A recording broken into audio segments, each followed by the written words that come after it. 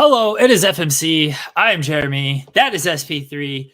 You hear the birds chirping? Are birds chirping there? Are Yeah, they it's chirping bird. here? They always chirp here in the I UK. think I like made this same introduction last week about the birds chirping, and I have number because we have the windows open, and so like they're chirping here as well, but it's in my Oh, headphones, so I can hear that they are chirping.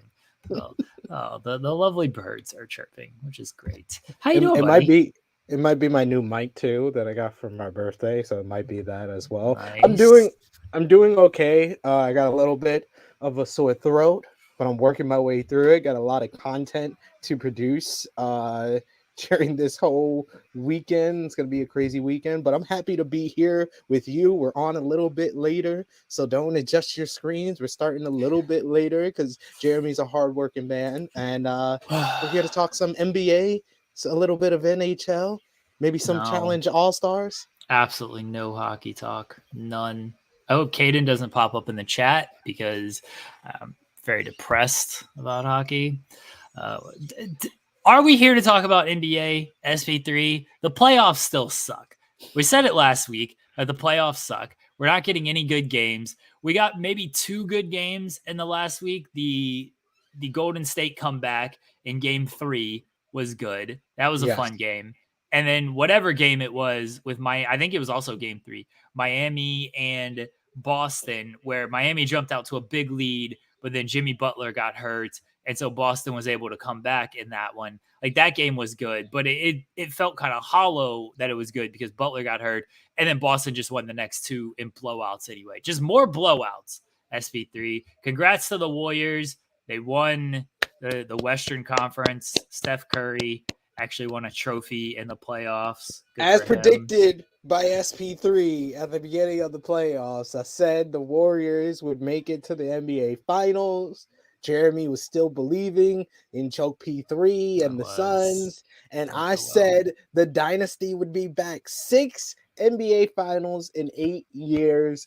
And, as a Laker fan, I will always, hang my hat on the three-peat Lakers of 2000 through 2002, probably the most dominating and fighting against adversity dynasty of all time because our two stars hated each other. Of course, Knock it off. they hated each Knock it other. off. Oh, you had the Oh, Bulls. we were The Bulls. so We much fought against against us. We only adversity. had we only had Shaquille O'Neal and Kobe Bryant. And So they much hated each against other. They us. hated each other. The greatest duo of all time because they hated each other. That's like So all much the tag team adversity. champions that have hated each other throughout history. They are all based on Kobe and Shaq. That's what I hang my hat on. You had the Bulls dynasty of 91 through 98, 6 NBA finals, 6 NBA championships in 8 years. You had Boston in the 80s, the Lakers of the 80s, the Showtime Lakers. You had the Boston Celtics of like the 60s, the 70s. But the Golden State Warriors, honestly, is the most impressive dynasty. 6 NBA finals in 8 years because the Lakers had, like you said, the dominating Shaquille O'Neal, one of the greatest athletes of all time, Kobe Bean Bryant. The Bulls had Michael Jordan, the GOAT, the greatest player of all time, one of the best defensive players of all time is Scottie Pippen, one of the greatest rebounders of all time, Dennis Rodman for the last three-peat. The Showtime Lakers, they had Magic and Kareem Abdul-Jabbar, the all-time greatest scorer and the greatest point guard of all time in Magic Johnson. The Boston Celtics had Larry Bird, one of the best scorers of all time. In the 60s and 70s, Bill Russell was just playing against a bunch of mechanics and teachers. So the Golden State Warriors are playing at one of the hardest times in NBA history, where there's a lot of parity, there's a lot of different teams that have star players, and they don't have outright, besides the two championships with Kevin Durant, they don't have anybody that jumps out at you as like a top 3, top 2 player, like all these dynasties that I said Oh before. god, Yes, Steph yes, Curry. Steph Curry is the greatest shooter of all time, but I don't think there's been a time in NBA, except for maybe the first two champions, the first two times they went to the NBA Finals, where you can honestly say he was the best player in the league or the second best player in the league. Okay, he was the second best player in the league that 2016 That's season. what I When said. he won, The yeah, first two when NBA. he won They went to unanimous. four more. They went to four more NBA Well, Finals. because they added Kevin Durant. That's why they went to 4 more. They added at least 3 more. They added Kevin Durant. So of course they did. The first one they won because all of Cleveland was injured, and so LeBron could only carry them so much. The second one, I mean, they didn't win the second year. LeBron beat them the second year, the 3-1, and then they added Kevin Durant. So of course, they've got 3 of the greatest shooters and scorers like in NBA today, 2 of the greatest shooters and scorers in NBA history. Of course, they won titles.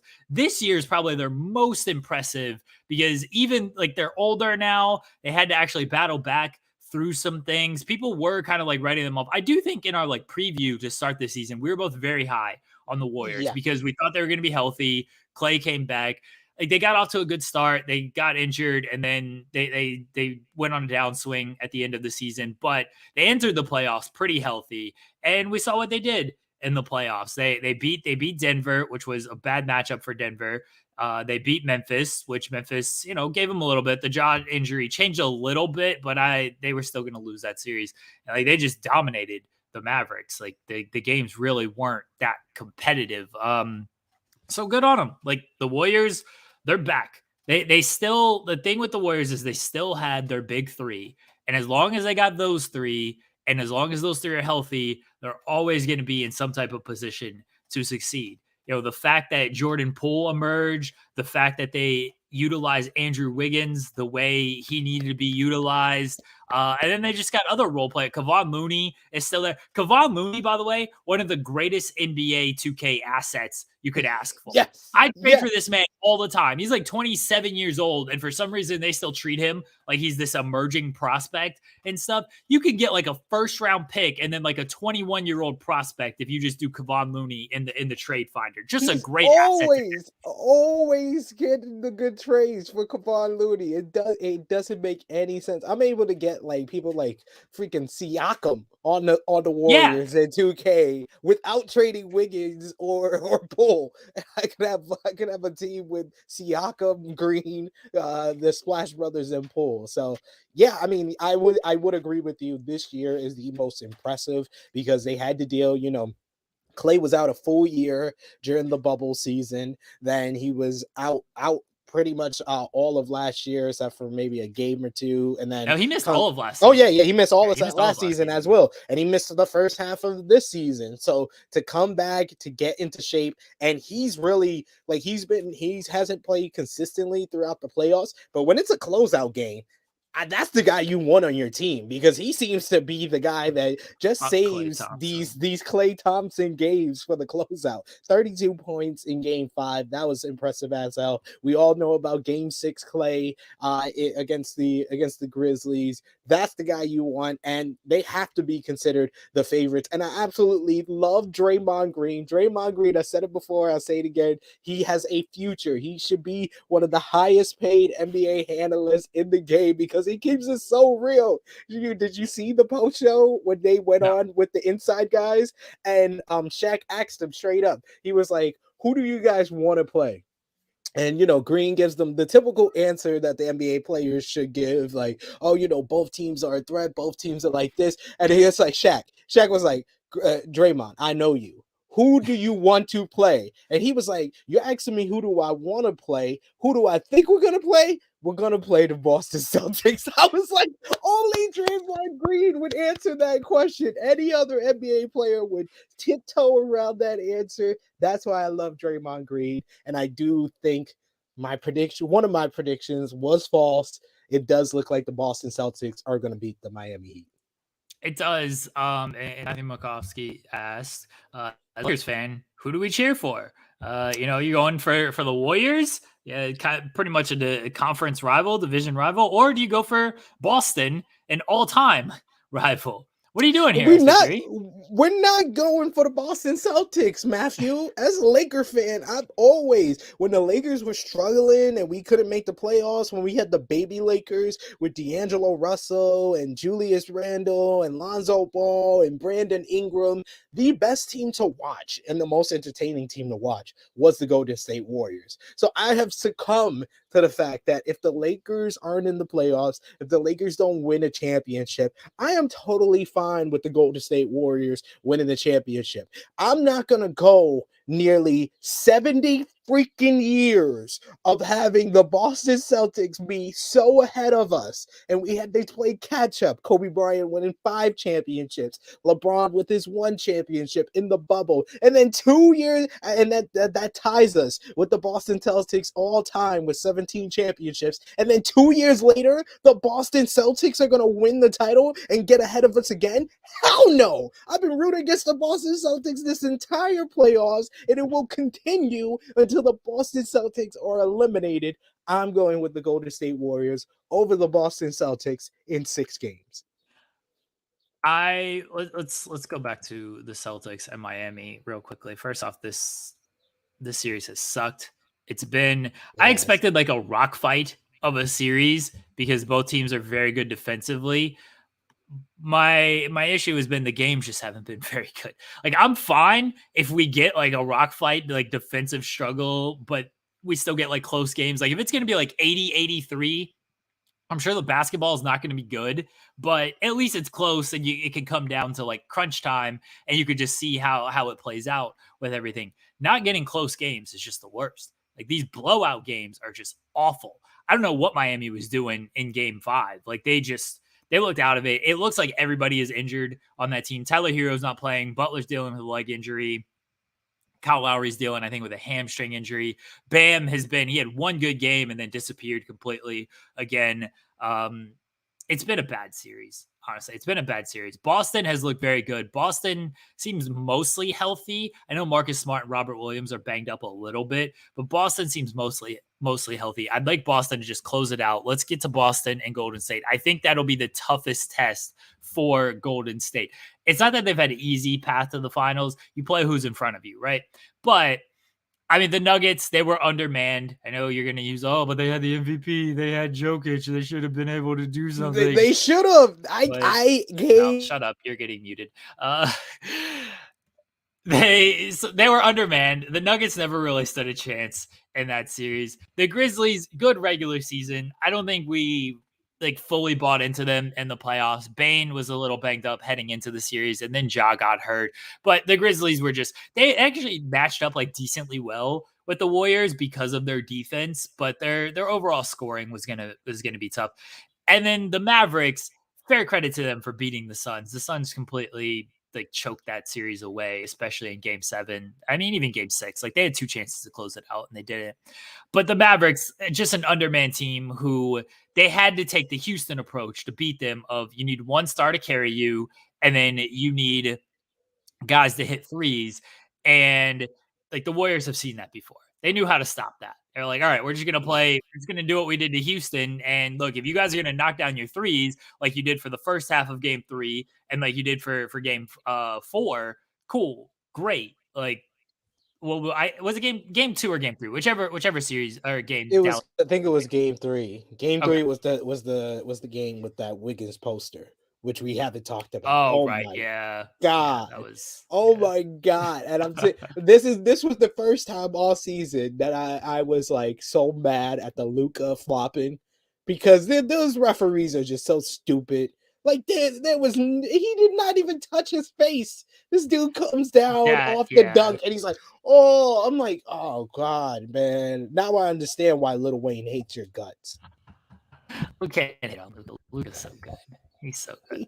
He is, but he needs to stop flopping. Get up, man. You're too good for that. Everybody in the league needs to stop flopping. Are you kidding me? Everyone in the league needs to stop flopping. That's all this league is built on. There's a bunch of floppers. That's all it is. Now they're going to get Boston, though. Boston has been, since like the first month, maybe the first month and a half, 2 months, Boston's been the best team in the league.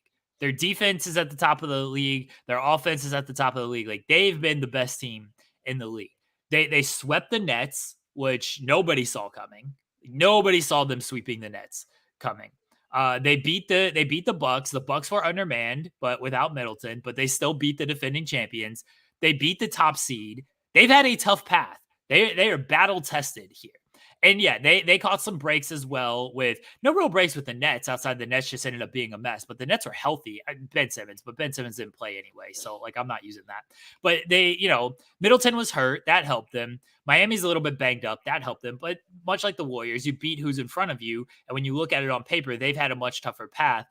I think Boston's going to throw a lot of things at the Warriors, and the Warriors just haven't seen this playoffs. And I don't think like the Warriors are battle tested. They got smart players. They're a very good team. They can go off at any time. The Warriors will make adjustments. It's going to be a fascinating series with who adjusts when and how quickly it takes them to get these adjustments and who's able to execute better. Just give me good games is all I care about. Just give me close, competitive games. These playoffs have been a drag with these awful basketball games that end in double-digit wins. I'm tired of it, SP3. I don't even watch. Like I'm not going to sit here and lie to you. I barely watch these games because I check like the first half and it's over at the first Yeah. half. So I'm like, all right, well, I'll watch like highlights and see like what one team did well and what one team did awful. But I'm not going to tune in to the third and fourth quarter when it's not close because it doesn't matter by that point. It's just awful basketball. And it's a shame because heading into these playoffs, I think I said it on the show, like this is shaping up to be like a great playoffs. Like the Phoenix The Suns look like they're in great shape. Like the Warriors are back. The West looks pretty deep. The East looks really deep with all of these teams. Injuries affected some things, but like it's just been an awful playoffs. it feels like the playoffs peaked in the first round. Like the best Feels like the series. playoffs peaked last season. Like, but yeah, the first No, round I no, guess the has first been the best the first series. round was good. We had game one with Boston and the Nets, which was arguably one of the best games of the entire playoffs. You had all those Minnesota and Memphis games where Memphis came from behind and won late. Warriors kind of dominated the Nuggets, so that was kind of a wash. The Suns and Pelicans had a couple of close games. The Mavs and Utah, especially the games without Luka, those were exciting to watch because I Yeah. was just amazed by the Mavericks just completely dominating the Utah Jazz in game two and game three of the first round. You had the Joel Embiid game winner against Toronto. So yeah, the first round, like I said, the first round is where these playoffs kind of peaked. And we haven't seen a lot of close games since then. The Boston and Milwaukee series, that was good. That had a couple of close games and it was physical. But yeah, the end of the conference semis into these conference finals, there hasn't been a lot of good games. It just hasn't. And especially, I don't know, Boston, man, they're just snake bit when it comes ever since like the end of the Milwaukee series. They have not had a close game. They either get blown out or they blow people out. That's how it is for the Boston Celtics. I enjoy watching Warriors games only because even if it's a blowout, they're just so good. Like especially the game five against Dallas, it really wasn't a question except for like Luca making a lot of crazy threes in the fourth quarter, which made you think like, oh, Mavericks might make a run here. But every time they got within like 8 or 10, the Warriors would score on the other end and be like, nah, we're shutting this down. We're not playing with this. But they just play so good together. It's just so fluid how their offense runs. And they kind of took advantage of the Mavericks kind of being Luca ball dominant. Like they would double him, trap him, get some turnovers. They had a bunch of turnovers. That was the real key, and the fact that the Warriors were just hitting their threes, whether it was Clay. Steph had a bad game. Really, he didn't hit. He didn't really get his 15 points until late in the game. So He got that a fake Western Conference Finals MVP because he wasn't the best player in the series. Andrew Wiggins was better than him. Kevon Andrew Wiggins Looney was. was better than him, but they gave it to Steph because they felt bad for him and they felt they had to give it to him. He wasn't the best player in this series. He had some good games, the night shot and everything, but he wasn't the best player in the series. They had Sorry. to give him something. He deserves the first ever Magic Johnson. He gets an award named after the greatest point guard of all time for the second greatest point guard of all time. Steph Curry is it. I don't want to hear this argument anymore. Steph Curry is the second greatest point guard of all time and the greatest shooter of all time. People can argue with your mama. It ain't Chris Paul don't belong in nobody's top five, especially how the Warriors dominated the Mavericks. It made the Phoenix choke job look worse because that's the team. It is a shame. It is a shame that like the Suns just could not find a way to win that series. I think the Suns, based on what we saw in the regular season, I know what happened in the playoffs. Look, they blew it. All right. There's no way around that. Based on the regular season, the Suns would have been a better matchup for the Warriors. They had more scoring talent. Their defense was on point for most of the regular season. Like it would have just been a better matchup for the Warriors. And I think it would have been maybe more competitive. I know it's tough to say that, but a lot of it is just matchup based, right? Because the Grizzlies gave the Warriors a tougher time than the Mavericks. And the Mavericks are in the Western Conference Finals. So you can't say like, oh, well, the Mavericks are a better team than the Grizzlies, but then how the Grizzlies give the Warriors a tougher time. Like it's matchup based. And I think matchup wise, the Suns were going to be a tougher matchup for the Warriors than the Mavericks ended up being. The Mavericks beat the Suns. There's nothing you can do about that. It wasn't a competitive Western Conference Finals. And I think if the Suns were there, it would have been more competitive based on the matchups. And the Suns choked it away. They didn't give us what we needed. They're like the Clippers when we were setting up for the Clippers-Lakers in the bubble, and the Clippers decided to choke it away because this is true. That would have been a tougher matchup for the Lakers than the Nuggets. But the Clippers just choked it away.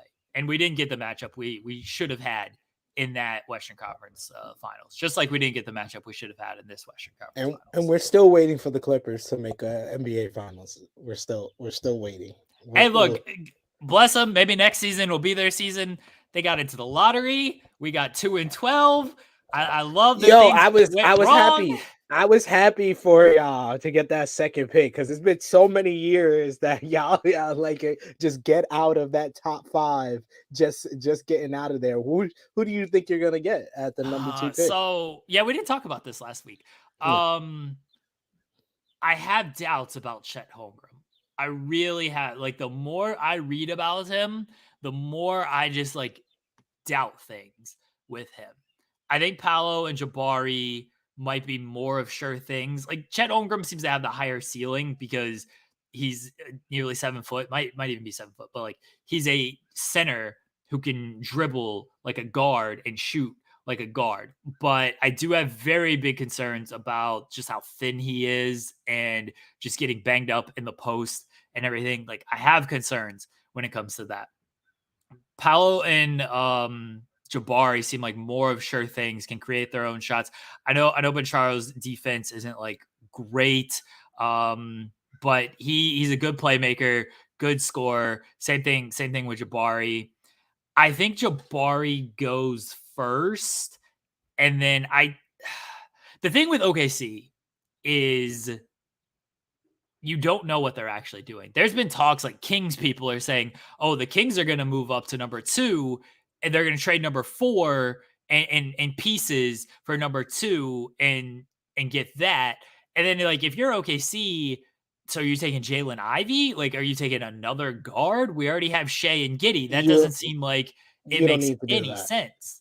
Yeah, that doesn't make any sense to me unless they are like very confident that Houston's going to take Ivy at 3. And so you still end up with one of the 3 bigs, but I don't buy any of that smoke, by the way, because it's all coming from the Kings side, and the Kings organization is stupid and they're horribly run and they're like, they leak shit all the time. So it doesn't surprise me that's coming from the Kings. Nobody knows what the Thunder is doing. Nobody knows what Sam Presti is doing. It's one of my favorite things on NBA Draft Night Twitter, where Woj has the pick like 5 minutes before it's in on television, and then it comes to the Thunder pick, and he just doesn't announce it at all because he doesn't know. He has no idea what's happening with. Nobody knows what's happening with the Thunder organization. He's waiting and watching on TV like everybody else when it comes to OKC.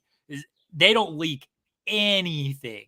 So anything you hear about OKC of, oh, they might trade down, oh, they're really locked in on this guy, don't believe none of that shit.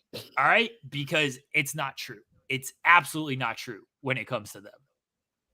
Yeah, But you ask me who I want. I want, like right now, I want Jabari or Bencharo. Like that's who I would want. But I'm gonna trust Sam Presti in whatever he does. Yeah, I think the Magic are picking Chet Holmgren. One, Really?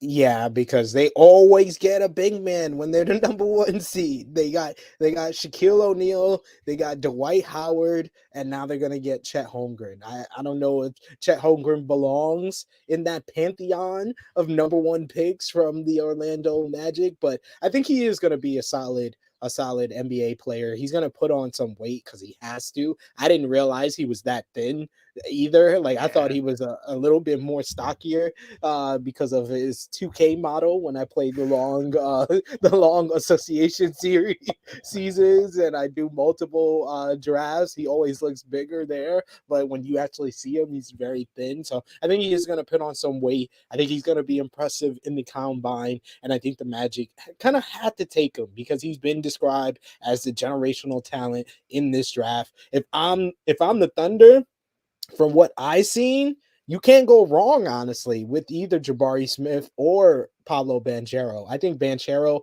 is the better player, but Jabari might be the better fit for y'all. So I think Yeah. y'all probably get Jabari, and I think that Houston is going to move on from Christian Wood, so I think they are going to get Pablo Banchero. I think Houston, if we could move to 4 and still guarantee one of those 3, like you kind of got to do it. As long as they end up with one of those 3. That's really what matters here. And at 2, like they're guaranteed to end up with one of them, right? Like unless they move on to 4, but if they move on, they can fleece the Kings. The Kings are dumb as shit. They can fleece them easily. They'll end up with 4. They'll end up with Sabonis, and they'll end up with 3 more first round picks for the next 3 years. Yeah, They'll end up with all of that. And I'm not mad if they end up with like Sabonis and 4 for 2 because Sabonis, but then like it kind of makes a little more sense to go Ivy just because you have Sabonis as your big, but I don't know if they really want Sabonis. Sabonis seems like a win now kind of move. And I don't think the team is actually like trying to win now. I still think they're going to give it one more season. Honestly, I think they're going to give it one more season with everything, and after that, like 2 seasons from now, you kind of got to go for it. The clock is ticking on maximizing these young talents and their rookie contracts and everything. Matt Payne says, okay, so you should trade back with Houston, absorb the Wall contract and a few more first. If we could trade 2 for the Wall contract, a first this year, and 3, and then like a first next season or something, I'd take that in a heartbeat because I don't think Houston's going to be good next season either. So that first is going to be pretty good. I'm sure it'd be like lottery protected or something. I think we already have their first next season. Like, we've got a lot of their picks anyway because what do we have from Houston picks? I think Houston might. They also have an option to get Ivy because they can put Ivy with Jalen Green, and that's like the backcourt of the future for like years to come. But I really feel like they're moving on from Christian Wood. They're either I isn't think he so a too. free agent? He's a free agent, right? I'll double check. I'm Yeah, looking at OKC draft picks. So okay, here we go. We've got. Do we not? Okay, so we have Houston's in 2024. So that's when the Houston stuff starts. So I doubt Houston wants to give up their 2023. I don't think they can because they'd be trading first in like consecutive seasons. That whole rule, the Stepien rule. So I don't think they can even trade their 2023 to and us. how many picks do you have in 2023? 2023, we have our own. We have Denver's first, which probably isn't going to be like great. We have all right. This doesn't have like all the protections and stuff. I need like the protections that have it on here. But there's a good website that like has all of this, and I don't know what that website. I forgot what the website actually is. All right, 2023. We've got our own. We've got the Clippers pick, but that's a pick swap. So if the Clippers are somehow lower than us, we can swap that. So really, we like don't have the Clippers pick because they're probably not going to be lower than us. We have the Nuggets pick, but that's top 14 protected. So you think the Nuggets are going to make the playoffs. That pick will probably transfer and that'll be Yeah. fine. And then we have the Wizards pick, which is like the more favorable of the two, which I again all these protections and stuff confuse the shit out of me. But these Yeah, are the picks we allegedly have. We might have honestly traded some of these picks between now and whenever. I'm trying to find again that good website that I can't for some reason. I do agree with you though. Y'all got one more season where y'all can kind of just tank it because 2023 is the draft. It's the draft because there's not one generational talent. There's two generational talents in 2023. There's Imani Bates and there's Victor Wembanyama. Yeah.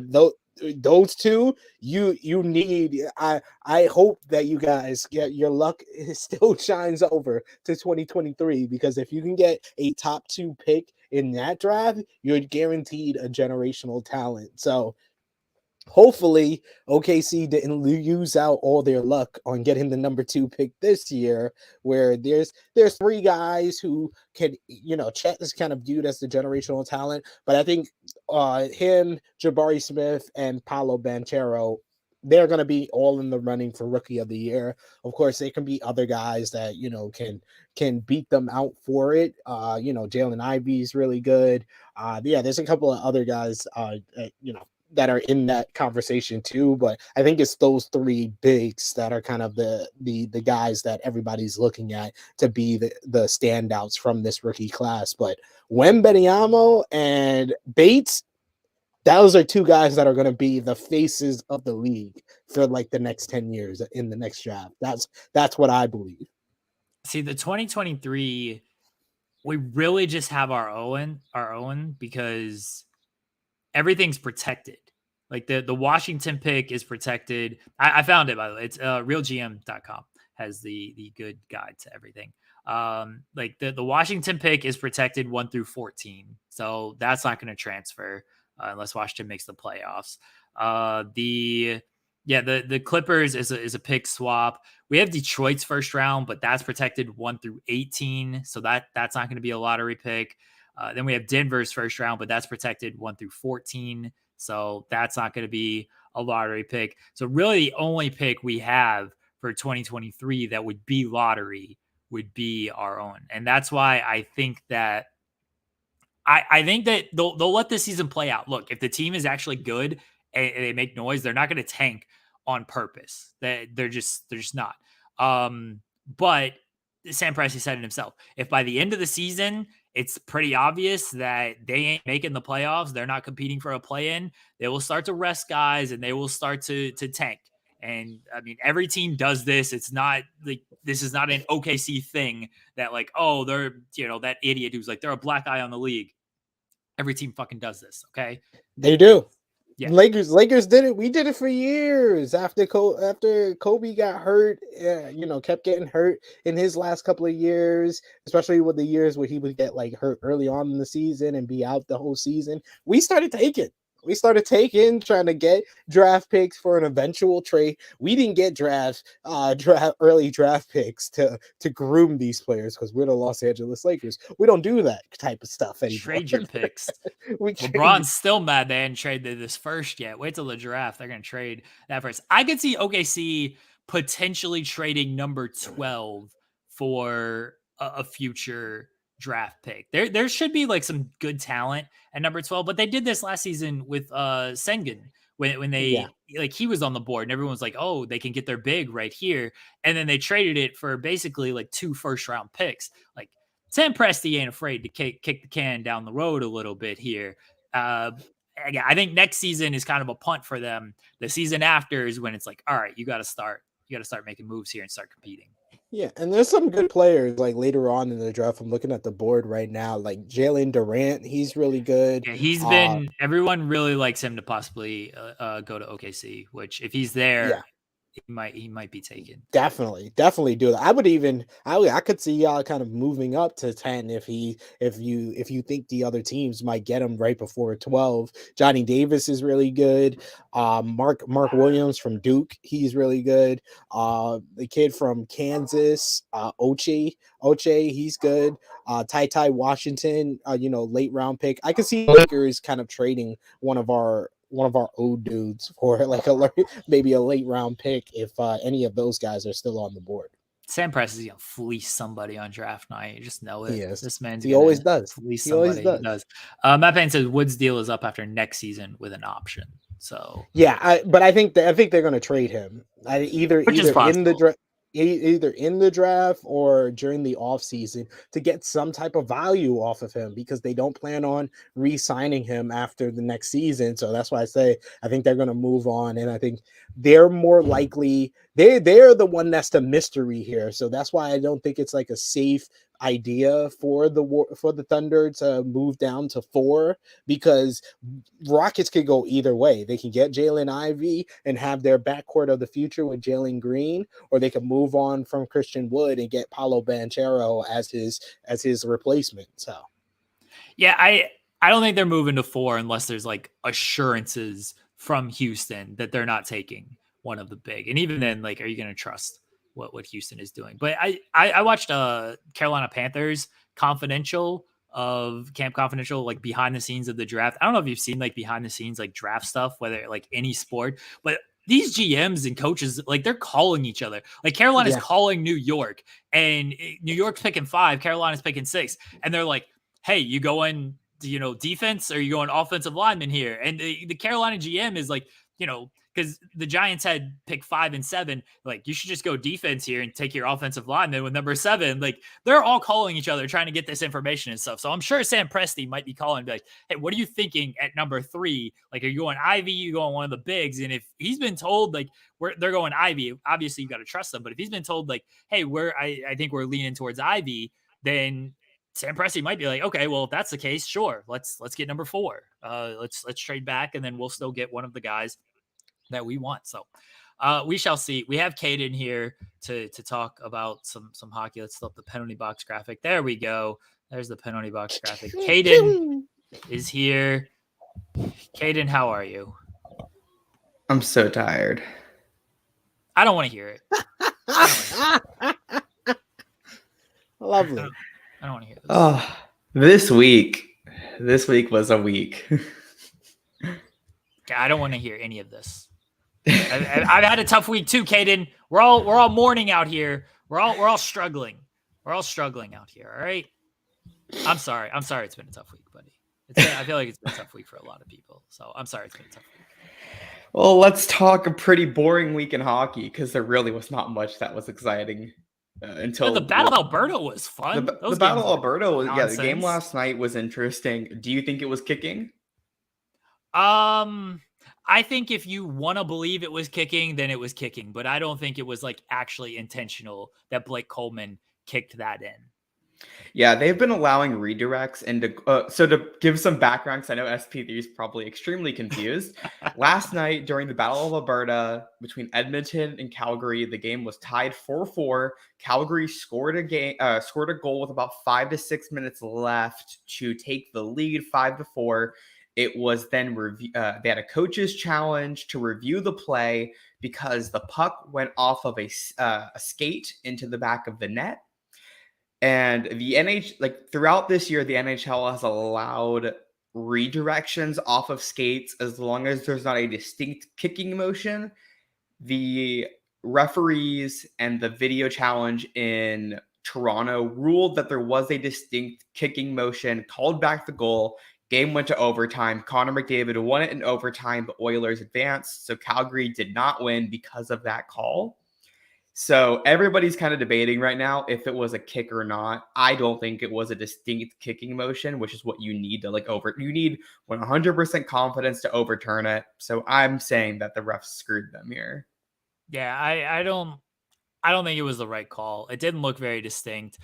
But again, if you think it was distinct and your mind is made up of like, oh, it was distinct, you could make the argument that it was distinct. But they called it a good goal. I don't think there was enough evidence to be like, get into his mind of what he was trying to do there. Cause it looked like it was trying to stop. He was pushed, similar to like Kadri in the Bennington injury. Like, I don't think Kadri had any intention to actually run over Bennington. He was going a different direction. He was trying to stop. He got pushed into him. Shit happens. I think that's sort of what happened with this kicking. So the Battle of Alberta is over. Edmonton won. The Rangers and Hurricane series has kind of sucked. It's been whatever. Same as Boston. Every team's just winning at home. Yeah, it's weird. And then Tampa just swept Florida. That was like some good games, but the series itself just wasn't competitive because it was a sweep. And then nothing else is really happening in hockey. So good job, Caden. Thanks for joining us today.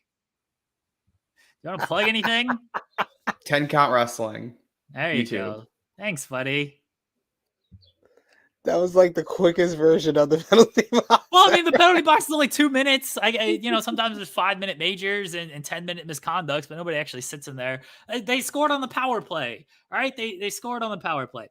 Okay, let me get this out, SP3. I know like there's like 2 people who are maybe waiting for my actual like avalanche rant and depression and whatever. People saw my tweets, including your fiance on Wednesday night. She has to hear it all the time. Bless her poor soul listening to me.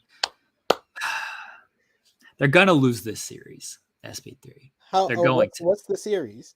They were up 3-1 in the series. They were up 3-1 at home for game 5.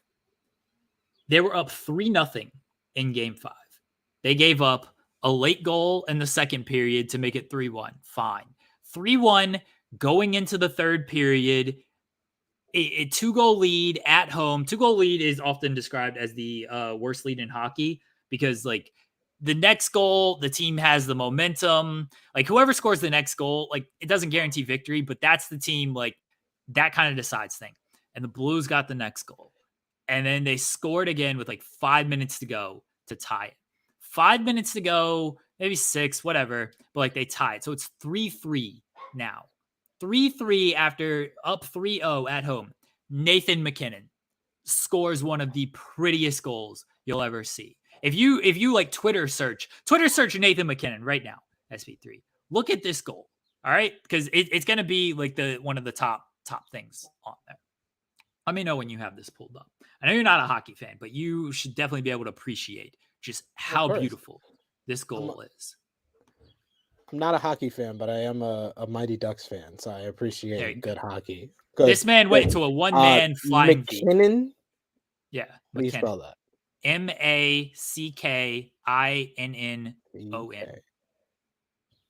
Okay, I see it. Here we go. Oh, and they even have one of the searches is Nathan MacKinnon goal. Yeah. It's one of the... Okay, I see him going down the ice. Oh! That was pretty. Yes. That was like some Mighty Ducks. He decided that was a hat trick for him. He scored a hat trick off of that goal. Third goal of the game, puts them up 4-3 with 2:45 remaining. 2:45, SP3. This is a perfect night. You can't script it better than this. Oh, the Avs can't get out of the second round. MacKinnon, he's not a second round player. He just disappears. He gets a hat trick. He scores one of the greatest goals in playoff history. Certainly the best goal of these playoffs. And here they go. They're going to get out of the second round. 2:45. That's it. They just hold on to this lead. It's over. Yeah. The Blues tie it with 54 seconds remaining.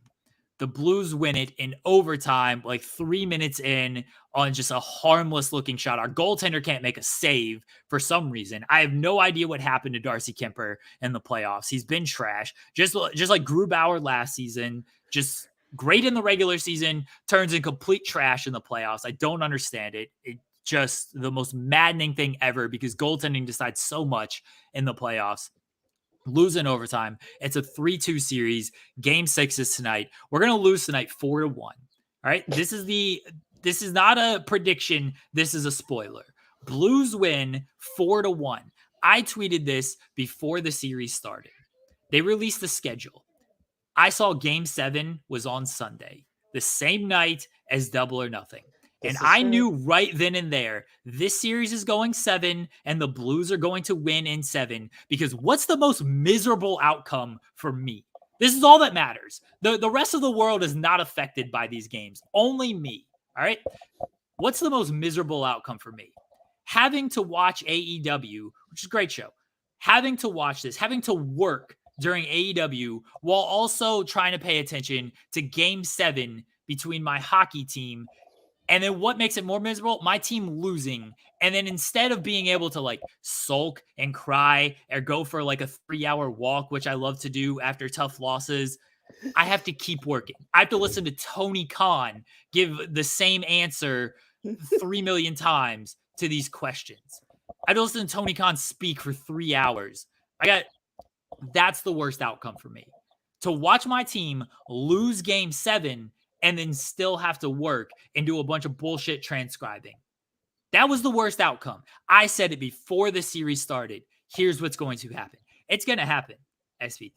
It's going to happen. And you know what? When it happens, the penalty box is canceled. Kaden, I'm sorry, but the penalty box is canceled. I legitimately thought about canceling this entire show after we lose game 7.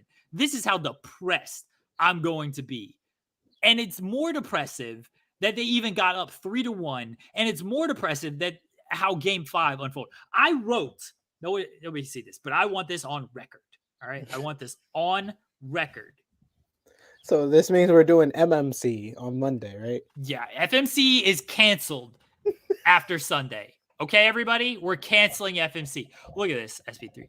I wrote an entire column, an entire article about how they lost. Look how long this is. I wrote all of this after game 5. I want this on record that I wrote this before game 6. I sent this to my friend. I screenshotted it when I wrote it. I will post this whole thing. I will post it on Sunday after they lose, but I want it on record that this was written 2 games before they lost because I want everyone to know how just obvious all this is, how obvious, how just predictable this shit is. It's so predictable. The outcome that'll always happen is what is the outcome that'll make me most miserable? Always go with that. All right. If you want my advice, if you want sports betting advice, I'll tell you. I will tell you, well, this is going to make me the most miserable. So this is what's going to happen. Fuck hockey. And that has been the penalty box with Jeremy Lambert. Oh man, Jeremy, I think I enjoy watching hockey through your eyes more than anything. No one should. Yeah. That's what we're watching Calgary Edmonton last night, me and the fiance, and she goes, I like watching hockey with you.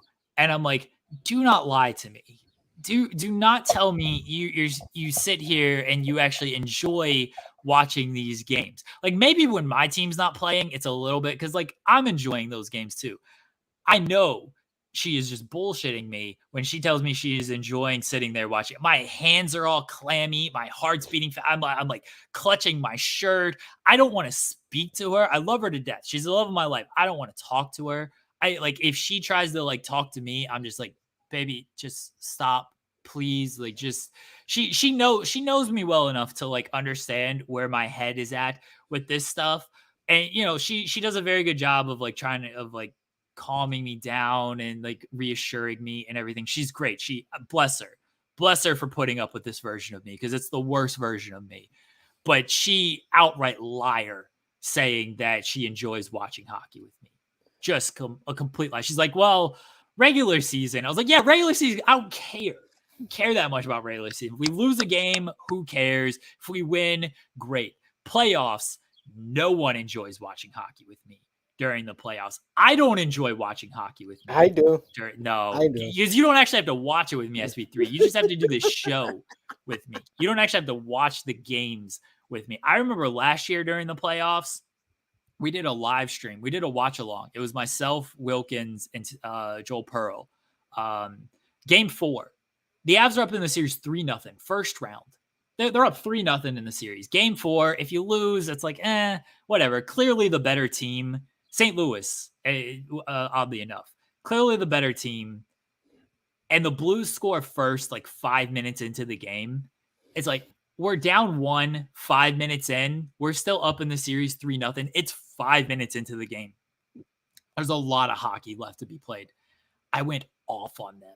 I was so angry at them because they wanted to like talk like they're trying to like talk about wrestling and everything. And I'm just like, can you guys shut the fuck up? Like, just shut up right now. Like, I just snapped at them. And then I had to explain, like, I don't like watching sports with other people, especially if my team's playing, especially if we're in the playoffs and things are not going well.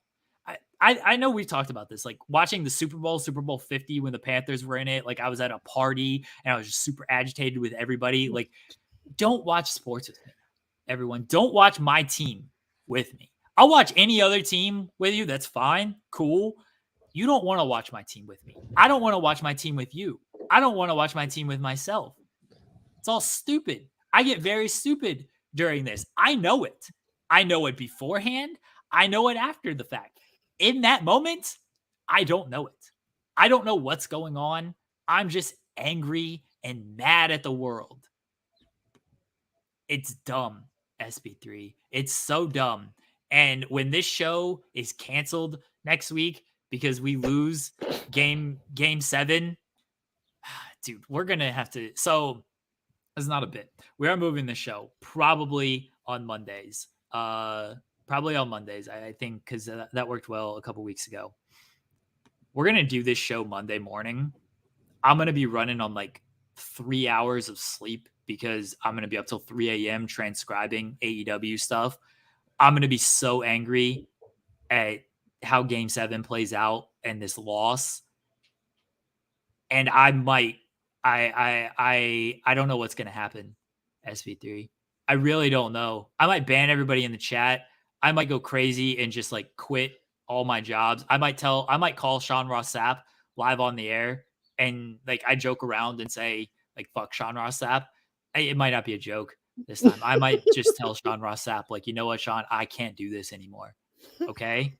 I cannot do this anymore. I'm up at 6 a.m. doing FMC. I've gotten no sleep. I'm tired of listening to Tony Khan talk. I'm tired of all of this, Sean. Like, I quit. I'm going to quit live on air on Monday. I feel it. I could just feel it.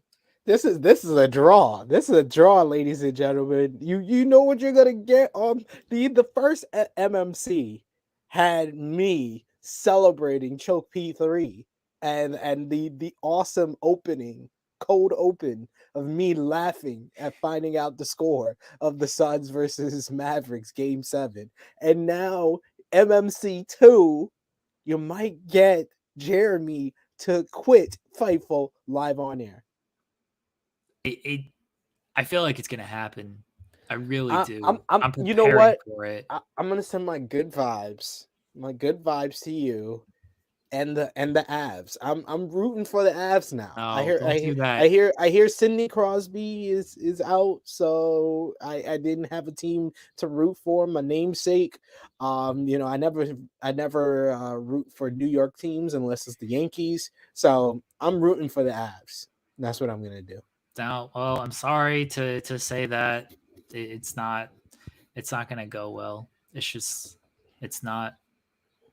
Sending all the good vibes. No. I'm gonna be busy on Monday. We're gonna do MMC. I got the Double or Nothing review on True Hill Heat. Got Believe in Pro Wrestling. So I'm gonna be tired myself after I go to sleep at like 6 a.m. from watching AEW. I'm gonna be unemployed on Monday. I'm gonna be searching for a job. I'm gonna have to email Ollie at Wrestle Talk. I got you.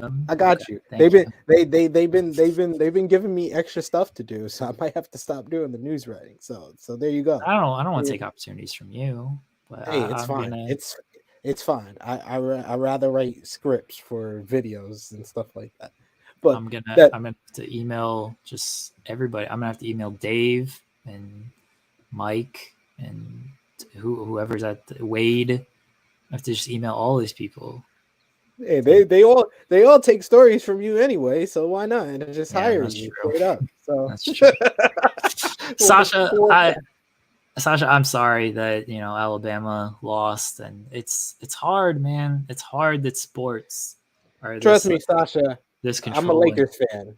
I've been out of it since like March. So trust me, I understand how you're feeling, and that's why FMC, MMC, you not only get the sports talk, but we talk about funner things like reality television. I Yes, told let's talk Jeremy. about. Oh, sorry. I do want to get into the circle, but let's quickly, because I told the fiance I'd be done at 10. It's 10:02. The challenge. You watched the most recent challenge, right? Yes, I did. Okay, so I got to pull up our draft here, but it did not end well once again, I believe for me, because I had Darrell, my man Darrell, just He got old. he got old right in front of our eyes. He He got got very old. old. He got old. Dude couldn't feel his legs. Yo, that was crazy. He got old. He got scared. He got his fear of heights got worse on this episode. He got himself disqualified. Went directly into the elimination. Beth, who just came as a replacement, she immediately gets disqualified on her first challenge. They both go into the elimination. Of course, they vote Kendall in because she's Kendall, and everybody hates Kendall. Apparently, this is the theme of All Stars. And then they voted in Jordan because finally they're thinking with their big brain, you don't want to see Jordan in a final. Like, listen to Wes. Wes is the voice of reason on this show. Everybody's like, oh, let's get rid of Wes because I don't like the way he plays. No, he plays smart. That's why you don't like the way he plays. He's smart. He's telling everybody, like, you don't want to, you are lined up next to Jordan in the final. You're gonna regret not taking a shot at him. And luckily, Brad listened to him. I like them telling the whole story of Brad and Wes being friends and being a part of Brad's wedding to explain like why he won't say Wes's name and stuff. So that was good. But yes, they smartly put Jordan in. But Jordan, my man Jordan was clapping them Naya cheeks. He Clapping them was. Naya He cheeks. was. You saw the pic? Yes. Yes. I was like, I had to like rewind it for a second. I was like, wait a second. Was that who I think it? What? Oh, okay. Okay. But It they is crazy how always far they have come. they Crazy. always had sexual tension though. If you Yeah. remember their Yeah. season, rural Portland, the Yeah. whole reason why they had beef with each other is because they had this sexual tension, and Jordan wasn't willing to go there with her. So that's why she got really aggressive toward him and stuff. But they always had sexual tension, and I'm really glad for them because they came the farthest of any two people that I've seen from their real world season to the challenge when Nia got banned on Battle of the Exes 2 to now. It's amazing to watch and it's great television. So I'm glad actually Jordan was in this one. And he was obnoxious during that elimination with Darrell. He very much was. He showed respect afterwards Yeah. to Darrell, everything. He did show respect to Darrell, and it sucked that Darrell went out that way, man. Like he just got old. He really did.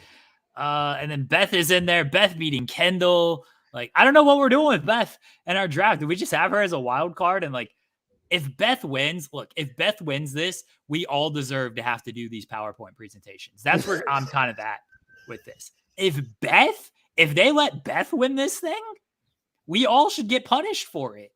Wait. So Cher had Jemmy, right? Yeah. I think she should have Beth because Beth is the replacement for Jemmy. Okay. All right. We'll give Cher Beth. I still think if Beth wins, we should all have to do a PowerPoint, honestly. I mean, I kind of feel the same thing. If Jimmy won, we should all do a PowerPoint because if they let Jimmy win, what are we doing here? Same. If they let Beth win, what are we doing here? I don't get it. So another good episode. Darrell, that was my fourth pick, my first pick in the second round, eliminated by my first pick. Not good for me. I'm hoping, feeling confident in Jordan. So I like that one. Kayla burying Beth I was like 2 during her Real World season. I don't know who she is. Like, whatever. She's just going to come in here. Whoever this lady is, this old grandma. Good on Kayla. Kayla's such a jerk. She's such a jerk. Like I loved her saying, "Oh, people, you don't like the two-headed monster," and she was like, "Oh, look at me saying that with me and Sylvia," and I was like, "Oh, you're such a jerk." But she keeps making the authority. Her and Brad, they pulled off the hat trick. 3. No, Kayla's good, man. I'm feeling good about that pick too. Feeling good about it. We shall see. Real quickly on the circle, because it wasn't the title, and then I changed the title. So you got me watching season 4. I've watched the previous 3 seasons, but the fiance has not watched any of this show. I sold her on the Spice Girls stuff, and then she's like, "I'm not even like this big Spice Girls fan." I'm like, "Yeah, it's 90s. You'll love it. Just watch it." So I got her watching it. She's hooked. She's hooked on it. She loves the concept. She thinks it's great. We're gonna end up, I'm pretty sure, watching the past 3 seasons, even though they spoiled the second season for They do. They do. which was very upsetting. Very upsetting when they spoil the second season. It's been very good so far. The Spice Girls twist was great.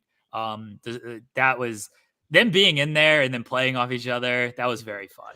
But dude, they were the MVPs of this whole entire season. Like wifey watching it was just like, I'm upset. I want the Spice Girls to be back. Like when they yeah. I was mad because like they tricked them. They tricked them, and then I'm like, they should stay. Why are they leaving? Like Rachel gotta go. They think she's a Spice Girl. She's gotta go. That's why I wish it was. I wish that was the twist. Whoever they think is the Spice Girls, they get eliminated. That's what I thought it was going to be, and then it wasn't. But that's definitely what I thought it was going to be. But yeah, Circle season 4. We are at the point where they just announced that the circle is closed, so no more new players. Okay. That's where we're at, and it doesn't feel like there's been a lot of eliminations this season. Like there was the Spice Girl reveal, and there was only like 2 other eliminations before that, so it's been like not very heavy on the eliminations. And because Carissa was gone, and then Paul, which, man, that person, I forgot her real name, but could not play. The worst. I saw actually put up on Twitter, this person playing an old person doesn't know what memoirs were. Yeah. Immediately, like we were just like, oh boy, that one's not good right there. But very bad catfish. She did not think this one through at all. But she made a love connection. She made a love with Mama Carol. With Mama Carol. He's playing a good catfish game. He's doing well. Sasha asks, have y'all watched The Ultimatum? Sasha, I've been trying to get SB3 on this one. SB3, you see the love for this show every single week. Someone is in here asking, have you guys watched The Ultimatum? I've told SB3 to watch this show. I've explained to him one of the greatest scenes in reality television history. At some point, SB3 will watch The Ultimatum. Next week, I can't wait until somebody new pops in. It's like, you guys watch The Ultimatum? It's a great show, SB3. You gotta watch it. You gotta watch it. I have to, because we've ran out of all of our circle seasons. We did all 4 seasons on Netflix. We did all 4 of the UK seasons, which the UK seasons, man, I know you've seen the UK ones. I finally saw the 3rd season. Man, I have never laughed so much at a winner of the circle like season 3 of the UK version, because I started hating Manrika. Manrika was just playing such a snaky game. Ever since she got rid of Tally, I was like, nah, I don't like her anymore. I was liking her at the beginning, but when she got rid of her girl Tally for the Felix guy who was a catfish, I was like, nah, you're Curview, you should not win. And the fact that her putting the catfish number 1 was the reason why she lost, I legit was crying of laughter. That is the greatest reveal ever. I gotta go back and watch the UK seasons again. Now that like the fiance is hooked on the show, we can watch different versions of it. But I remember the UK seasons being so good. Do you want to say hi? The circle. We're gonna watch she's over here. She's not on screen, but you wanna say hi? You wanna yell hi? Hi. I don't know if anybody heard her. Hello. I agree. SB3 says hi. I agree. Spice Girls are the best part of season 4. He says Spice Girls are the best part of season 4 of The Circle. Yeah. We're going to watch the first 3 seasons, even though they spoiled the second season. Yeah. What's up?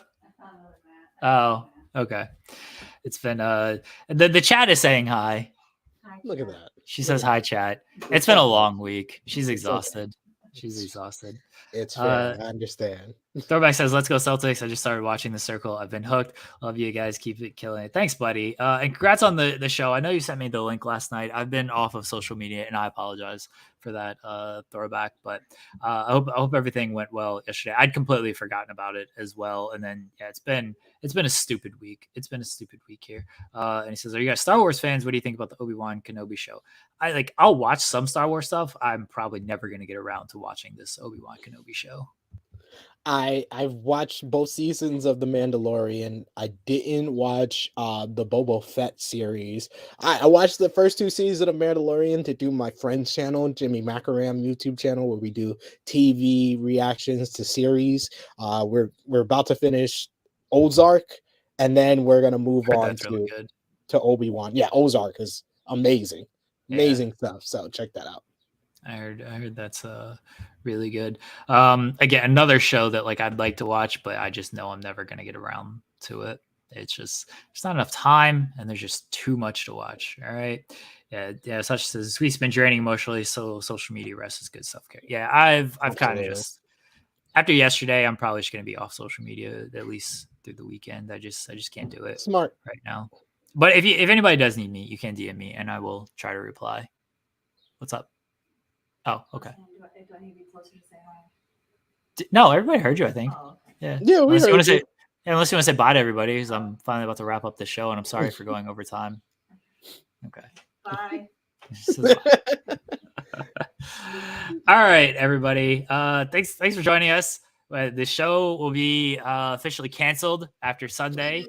FMC will be canceled after Sunday, but we'll be back probably on Monday, assuming I'm not completely tired. And I just messaged SB3 and I just can't do the show today. What do you want? You want to do it tomorrow, and then we'll get on Monday track. But if we do the show on Monday, did you hear I'm going to quit on Monday? Yeah. We could do TMC as well. Okay. Quit what? What are we putting? Just I'm going to quit my entire job. Oh. Yeah. Is that okay? Sure. Okay, cool. We're going to win the lottery. Yeah, we do need to win the lottery. Yeah, I'm going to call Sean on the air on Monday and just be like, I quit. I can't do this anymore. As are going to lose game 7. I'm going to be up till 3 a.m. transcribing Tony Khan. And then I'm going to get up on Monday and we're going to do MMC, and I'm just going to call Sean and be like, I can't do this anymore, Sean. I quit. You're going to get up at 6 on Monday, too. Yeah, I know. Yeah. I'm going to get 3 hours of sleep. That's another reason why I'm just going to end up quitting. I just want to make sure I have your support when I do this. I'm going to quit, too. So. Okay. She's going to quit her job as well. Things are going fantastic. I see Stat King's in the chat. He says this is a great hook for Memorial Day. Yeah. Memorial Day, MMC. We're gonna memorialize my job, memorialize my life at Fightful. Have a show in memorial of Jeremy's career. Great stuff. Exactly. All right, SP3. You want to plug anything? Twitter at True Hill SP3 and the True Hill Heat YouTube channel, 12:05 p.m. Eastern Time. Myself, Romeo, and the Late Night Grin's own Joseph Holbert. We're going to be previewing AEW Double or Nothing 2022 for this Sunday. Preview and predictions. And as always, I always win predictions. I'm in second place on True Hill Heat. Second place, going to be first place after this Sunday. Well, good luck. I wish you the best of luck with all of that. Guys, appreciate all the support here at Fightful Overbooked and everything we're doing. Again, everything. I don't know what's going to happen to this channel after next week, and I quit. I don't know what's going to happen to Fightful. I assume they're just going to take a week off to mourn the loss of me. And the wrestling world is going to shut down is what I figure is going to happen after I leave the business for good. It's going to be no more transcribing in wrestling media. I told Will Washington this when I actually do leave and quit, I'm going to 100% I'm gonna like burn all of my goodwill and just post a bunch of fake quotes and just see like who runs them and everything. Like when I actually leave wrestling, that's what I'm gonna do. Just be one of those like fake quote troll accounts. And because I've built up such a reputation, like there's gonna be plenty of websites and people who actually believe them, and I'm gonna burn all of that to the ground when I'm actually out the game. So that's coming on Monday, everybody. I'm burning wrestling to the ground. What? Can we not do that? Why? Why not? I feel like this is a good plan. I know. I have very good plans. That's what's gonna happen. That's how I leave my mark on the world of wrestling. Bye, everybody. Bye. Thanks.